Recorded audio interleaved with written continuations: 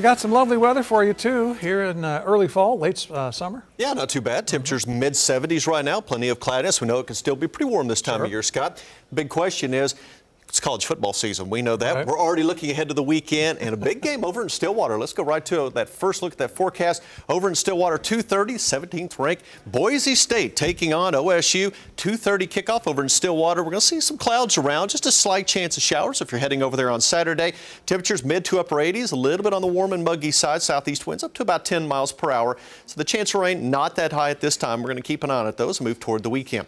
Then later on in the evening at 6 o'clock, TU here in town taking on Arkansas State. Same story. There'll be a slight chance for showers at kickoff at 6 p.m. As we move through the game, we'll keep that slight chance of a shower going. Otherwise, mostly cloudy skies and temperatures dropping into the upper 70s by the time that game ends. So all in all, weather pretty good for the college football games here in the state. Also want to take a look at Hurricane Florence right now at 130 mile per hour winds. As we move through the next couple of days, it'll continue working its way to the north and to the west. You notice by 7 o'clock on Thursday, winds of 140 miles per hour. Some of the gusts could be even higher than that. You notice what happens, though, as it makes landfall, then it's going to start to curve right along the coast. So there's some locations could pick up between 30 and 40 inches of rainfall along the coast of North Carolina, South Carolina, and Virginia. So we're going to have to watch this track very, very closely. And then you notice what happens. It moves to the west, weakens fairly rapidly, but still producing heavy, heavy amounts of rainfall through North Carolina and South Carolina, even several days after it makes land. So we're going to have to watch that very closely as it continues turning toward the southeast coast, but a very powerful hurricane